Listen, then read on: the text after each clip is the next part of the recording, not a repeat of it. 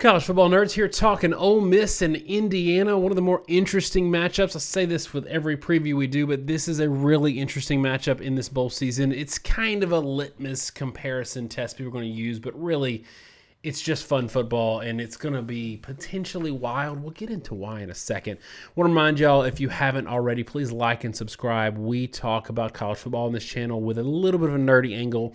We get into a computer model that we will get into in a second. We talk numbers, but we also talk matchups and schemes and individual players, so it's not just all nerd all the time.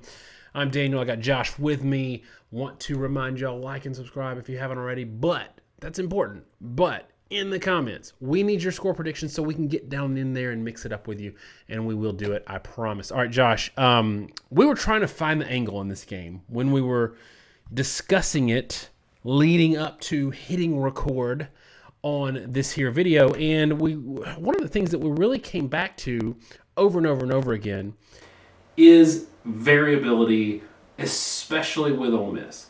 When you first look at this game on paper, it's interesting because Indiana's a top 10, fringe top 10 team. Some people have them just out, some people have them just in. And Ole Miss is an SEC team with a losing record. And it's a one score, about 6 points, 6.5 for Indiana.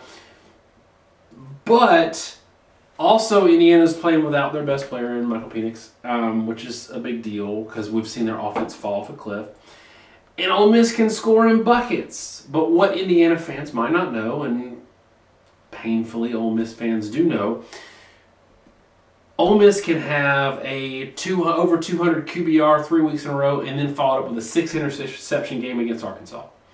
And in my mind, when we were saying this before, Ole Miss could come in and lose this game 31-17 and then play the same team the next week and win 52-20. I want you to sort of touch on the wild variability that is Ole Miss and how it relates to Indiana in this game, just to get us on it. Ole Miss has the fun distinction of having 3 games over 13 yards per attempt: Florida, Alabama, and South Carolina, and 2 sub 6 yard per attempt. And the teams they played in those stretches don't really make any sense. Florida and Alabama, they weren't great defensively early in the year, but a lot of that perception was due to what Ole Miss did to them. Alabama and Florida, as it turns out, by the end of the year, were the 2 best pass rushing units in the SEC. Alabama ended up being the best pass defense in the SEC. So that was a pretty spectacular performance, over 200 QB rating in both of them. And then Arkansas and Auburn fell off a cliff. And this was the week after they played Alabama and the week following that they played those 2 games back-to-back. So you went 13 yards per attempt, 11-13, and then down to 5.3 and 5.8. First 3 games of the year threw 9 touchdowns to 1 interception, and then threw 3 touchdowns and 8 interceptions in 2 games. And then, what's even crazier to me is you look at the LSU game, it's 53-48 barn burner.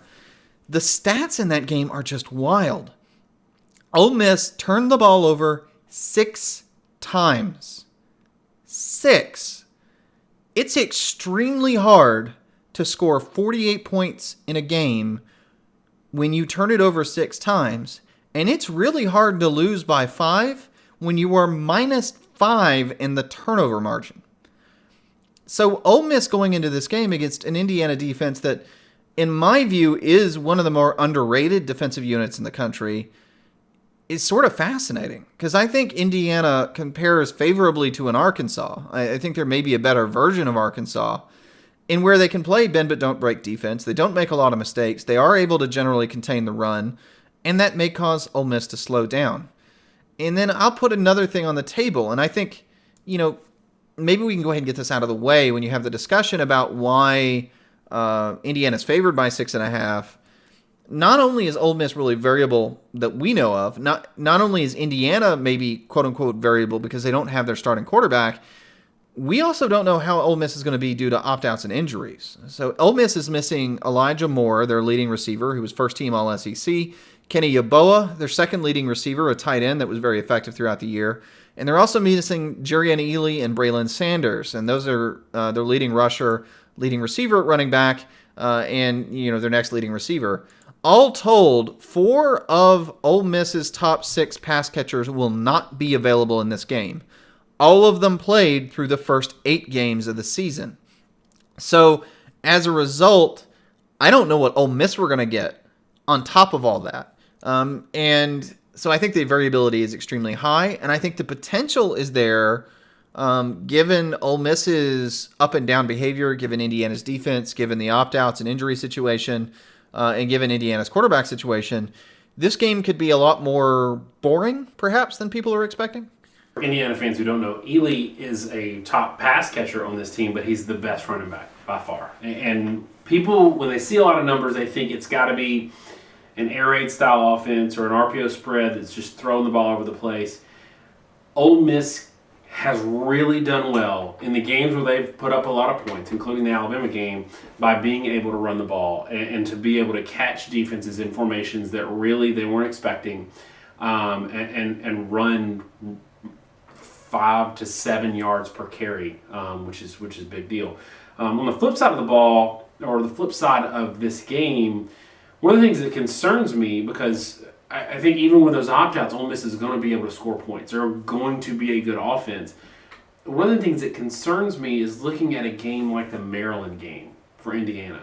So I agree with you. Indiana's got a great defense. And when you said Arkansas, a lot of Indiana fans who don't follow our channel will take that as an insult, to be like, oh, you're comparing us to a crappy SEC team. No, Arkansas differs from an Alabama schematically in where they are tailor-made to defend an Ole Miss. In that you said bend that don't break. They'll give Ole Miss anything in between the 20s, but they play a more simple, less complex scheme where their players don't have to think as much, and it benefits them against a team that does a lot of eye candy, does a lot of motion, and really wants to win the play pre-snap. That Indiana kills in that way, and they're a better version of Arkansas. So I wanted to take that aside. The Indiana fans don't get mad when we compare you to Arkansas. It's a compliment. And if you look at those 6 interceptions against Ole Miss, that was a game that nobody was slowing down Ole Miss up until that game, and Barry Odom's crew really did so. So it's a compliment. It's not a negative. One thing that is a negative to me though, Maryland game. 27-11. This is a game where Maryland kept giving Indiana the ball. I think Indiana had a couple of short field scoring drives. Maryland's got a bad defense. Ole Miss has a worse defense, but Maryland's got a bad defense. And you got a safety in that game, so you got 25 offensive points. About 13 points worth were aided by Maryland's inability to score or remove the ball at all. That's a bad defense with not a great offense. And we've talked about how that scheme that Loxley runs really plays in the hands of an Indiana-style defense. In this game, Josh, does it worry you a little bit when you see a score like that, where Maryland's only able to put up 11 points and you still only win by 16? In this game, you're going to need 30-plus to win. So does it concern you a little bit that they played a team that plays bad defense and not great offense and still couldn't pull away from them heading into a game like one against Ole Miss? It absolutely does. Ole Miss statistically isn't as bad a pass defense as people maybe think. One of the things we talk about is this percentage of opponent averages allowed, right? Ole Miss has allowed SEC teams to only about 87% of their averages. Since the Alabama game, which Alabama bombed on everybody, Ole Miss has not allowed more than 8.5 yards per attempt in a game. They've held 5 teams below 8 yards per attempt. That's not to say that that's outstanding, because teams like Vanderbilt still 7.8 yards per attempt, 319 yards passing, but it's not abysmal either by any means. And so, Ole Miss can play pass defense, and I think given the quarterback situation, that's a little concerning. The place where Ole Miss has really struggled more than anything has been in run D. I mean, South Carolina ran the ball for 8 yards per carry. LSU didn't have a great day, but still 158 yards rushing. But like Alabama, 300 yards rushing. Kentucky, 408. Auburn had over 200. So it's been the balance that's really hurt Ole Miss, and they've had to load the box a lot because they can't play teams straight up. So if you are Indiana And you talked about, playing teams that weren't necessarily so great. The thing that concerns me more than anything is, 2.8 against yards per carry against Wisconsin, 2.9 yards per carry against Michigan State, 1.5 against Penn State, 2.7 against Rutgers, -1 total yards rushing against Ohio State. The Maryland game was the only game where they were able to run with any level of success, and it was 4.9 yards per carry.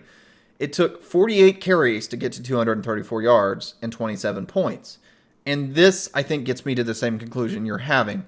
I have concerns that Indiana is going to be able to score 30 plus because I think they're going to have to lean on the run game. Ole Miss is an average run defense, but Indiana is not a very good rush offense. And if Ole Miss can stop Indiana's passing game, I think Indiana will lean and try to grind it out, and they'll get to 28-30. But I have a hard time seeing Indiana with their current rushing attack getting to anything more than 30 points without significant passing production. Yeah, and this is like kind of the reverse of the Ohio State complaint we've had for a long time.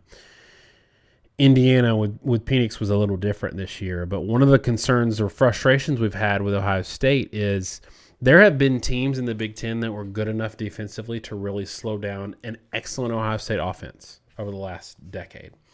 The problem is every time they faced one of those teams, they never faced a team that was good enough offensively to take advantage of it.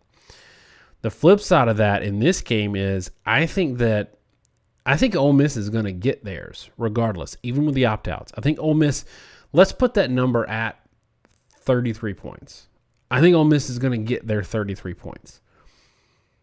Does Indiana have the offense to score 33 points on any defense? And that's what we don't know.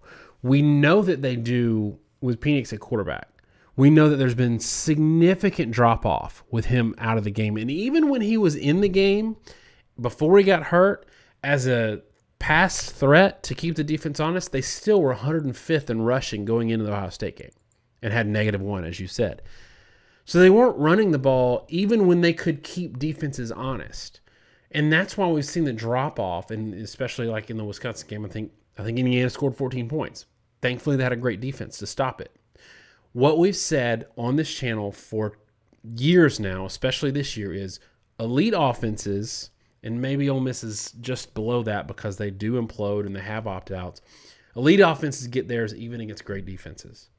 The question is, can you also get yours if you're playing an elite offense that can't play defense? I don't know that Indiana can. Why don't you tell us what the numbers show in the computer model real quick, because we're running a little late already, and then we'll do our picks off of that. So the numbers for Ole Miss, they're not great. As I said, they've been average or below average rushing, average or below average passing, and I sort of threw out some numbers generally, but it's a little worse than I made it out to be earlier, partly because I was kind of looking at the wrong stat sheet. Ole Miss is 138% of opponent rush averages, 112% of opponent passing averages. Yes, defensive numbers. So Ole Miss can't stop the run. They can sort of stop the pass. Offensively, they've been very explosive. 10.7 yards per attempt, 4.6 yards per carry. Now, Ole Miss is expected to outgain Indiana in this game, about 6.7 yards per play to 6.3. And that's really because even though Indiana's numbers are inflated by how bad Ole Miss is, they're not inflated enough. And Indiana is expected to get 4.1-ish yards per carry, so maybe one of their better run days. The problem is 4 yards per carry, 8.5 yards per attempt. It's expecting 8.2, and that's probably favorable because it does not take into account the injury to Penix. Still doesn't get you to miss Ole Miss's yardage total, and because of that, it has Ole Miss behind. And the current prediction is 35-32 Ole Miss, and I think the point spread really comes down to that opt-out situation. The fact that Jerry and Ely, like you said, their best back, was a 5-star first or second back in his recruiting class. Really some elite level talent here. Elijah Moore is one of the most, if not the most explosive player in the conference at receiver outside Devonta Smith. And without those guys, Ole Miss doesn't have great depth. So it's kind of been a funny thing with them where their whole offense has been about featuring Ely, featuring Yeboah, featuring Moore. And I don't know that they've got a counter without them. And that's why the model thinks they're going to win when Vegas, I think, thinks they're going to lose. All right, so I'm going to give my score real quick, and you can give yours as well. This is tough for me. I don't know how to pick this game, Josh. I really don't, because the opt-outs are a big question mark for me. How Indiana will do against a truly bad defense, how Indiana will do with time to prepare against this Lane Kiffin offense that tries to exploit you pre-snap, and if you've got all that act together, it's hard to know. I'm going to go 33-31 Ole Miss with absolutely zero confidence. Give me yours. I'm going to say 31-21 Indiana, again with zero confidence. I think this is kind of where I'm at in this game. I think there's a 2 out of 3 chance that Indiana wins.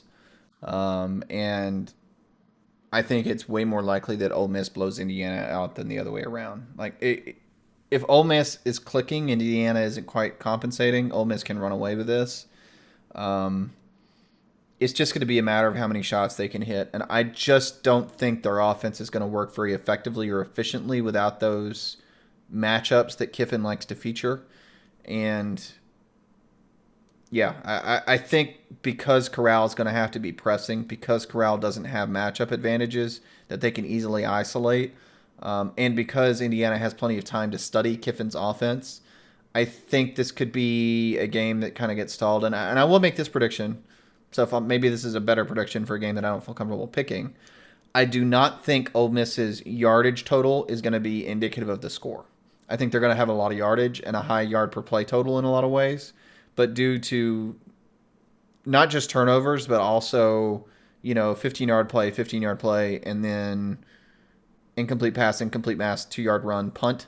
A lot of this yardage is just going to get wasted over and over throughout the game, and probably could turn into a pretty frustrating loss if you're an Ole Miss fan.